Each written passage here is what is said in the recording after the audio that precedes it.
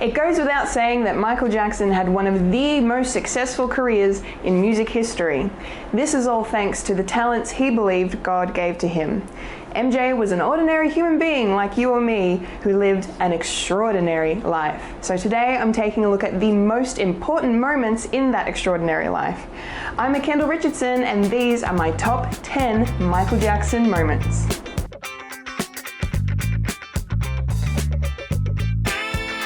Number 10, the Jackson 5's 4 #1 singles. Given what we know now, it should come as no surprise that Michael Jackson had one of the best debuts on the music scene ever. By the end of 1970, the Jackson 5 had scored 4 #1 hits in a row, making them the first recording act to ever achieve this feat. The 4 songs, of course, were I Want You Back, ABC, The Love You Save, and I'll Be There. The mix of genius Motown songwriting and producing with the Jackson 5's incredible talents was musical perfection. The tracks are beyond catchy and easy to sing along to, but it's the way 11-year-old Michael sings I'll Be There that really sticks with you. It's a wonderfully moving yet simple ballad that MJ put his whole heart into. The Jackson 5 were destined for greatness, and this was only the beginning. Number 9, the 30th anniversary concerts. Fast forward just over 3 decades later to September 2001 at Madison Square Garden in New York City. 2 concerts were held to commemorate Michael Jackson's 30 years as a solo artist, and both nights were insanely huge.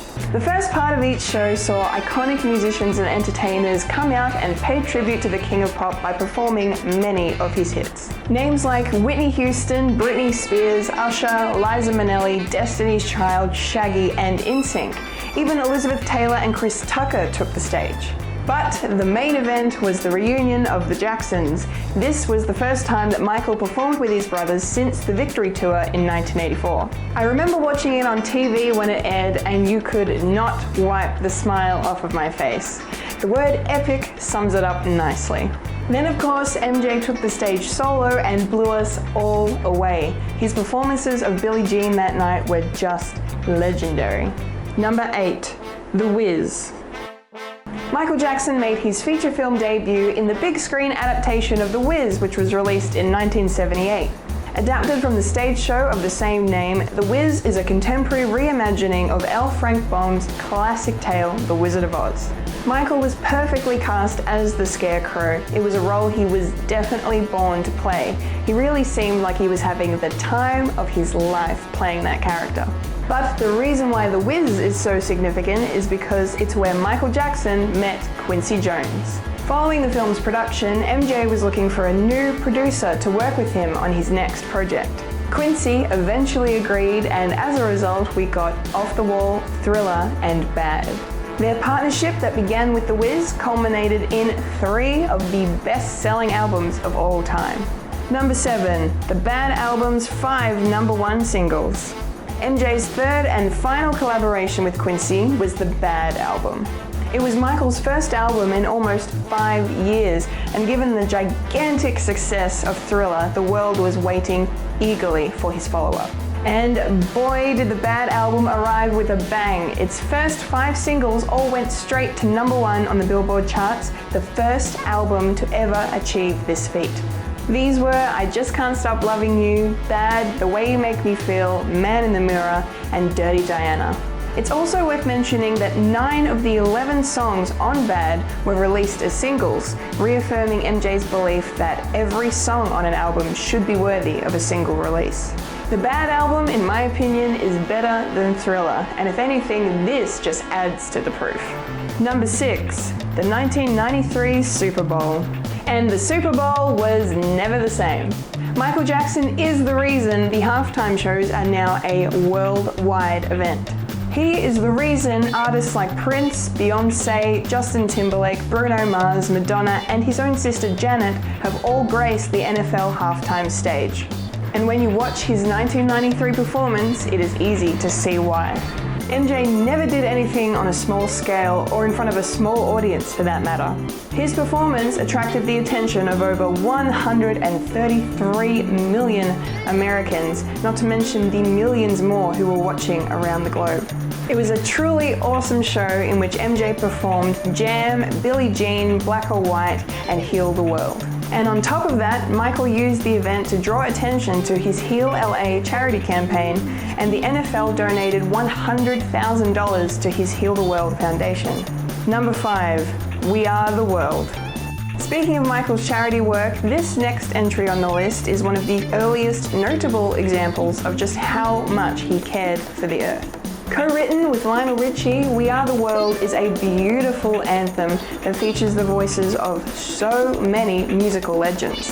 Just to name a few, there's Diana Ross, Stevie Wonder, Ray Charles, Billy Joel, Bruce Springsteen, and Bob Dylan. Almost 50 artists spent the night of January 28, 1985 coming together and laying down their vocals for the song. After its release, We Are the World most importantly achieved what it set out to do. The song has raised nearly $150 million to assist with African relief efforts, no doubt saving countless lives. Its message is one we can all aspire to. Number 4, Thriller, the world's best-selling album. At the age of 24, Michael Jackson made one of his dreams come true. He had made the best-selling album of all time. Released in November of 1982, Thriller would go on to sell an estimated 66 million copies worldwide. It was with this album that MJ would become the global superstar we always knew he would be. Thriller consists of only 9 tracks, all iconic staples of popular music, including what I call the big 3, Thriller, Beat It, and Billie Jean. These mega songs, accompanied by their history-making short films, are synonymous with the King of Pop. They are also widely considered to be some of the best songs ever written, especially Billie Jean, Michael's signature track. The Thriller album was a phenomenon the likes of which we will never see again. Number 3, the 1984 Grammy Awards. On the night of February 28, 1984, Michael Jackson would make history once again. During the 26th Annual Grammy Awards, MJ took home a total of 8 trophies from 12 nominations, the most ever won in a single night. 7 of these statues were various accolades for the album Thriller and its iconic singles. These were Album of the Year, Record of the Year for Beat It, Best Pop Vocal Performance Male for Thriller, Best R&B Vocal Performance for Billie Jean, Best Rhythm and Blues Song for Billie Jean, Best Rock Vocal Performance Male for Beat It, and MJ also won an award for co-producing Thriller with Quincy Jones. The 8th award was the one Michael said he was the most proud of that evening. In a collaboration with Steven Spielberg and John Williams, MJ narrated the audiobook for E.T. the Extraterrestrial, one of Michael's favorite movies. Number 2, the Thriller short film. After the short film for Billie Jean was released and it became the first video by a black artist to be played on MTV, the floodgates were opened. Beat It followed soon after, also receiving heavy rotation and appreciation. But nothing, and I do mean nothing, compares to the gigantic phenomenon that was the short film for Michael Jackson's Thriller. Its premiere on MTV was an event the world over. Thriller was directed by John Landis, who has given us An American Werewolf in London, among many other great films. The Thriller short film clocks in at almost 14 minutes and is epic in every sense of the word. You get to see MJ transform into a werewolf and a zombie, and of course there is the legendary dance sequence, possibly one of the most famous dances in the world. It's also worth mentioning that Thriller was the first music video / short film to be inducted into the National Film Registry, ensuring its preservation. Honorable mentions. With so many incredible moments in MJ's life, I just couldn't leave these ones out. The 1993 Grammy Awards. Receiving the Legend Award from Sister Janet, Michael gave a moving, witty, and insightful speech that spoke to who he was at his core. Guinness World Records.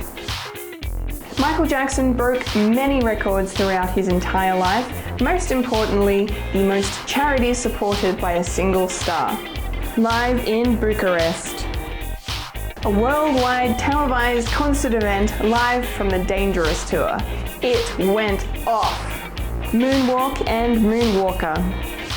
1988 was a super busy year for MJ, most notably with the release of his autobiography Moonwalk and his feature film Moonwalker, both of which I treasure dearly. Michael Jackson's Ghosts. A highly underrated work of art, this near 40-minute short film is simply incredible and better than Thriller in my opinion. And my number one Michael Jackson moment is Motown 25. This was Michael Jackson's career-defining performance. On March 25, 1983, a celebration was held to commemorate 25 years of Motown Records. A string of Motown legends performed on the stage that night, including the Jacksons.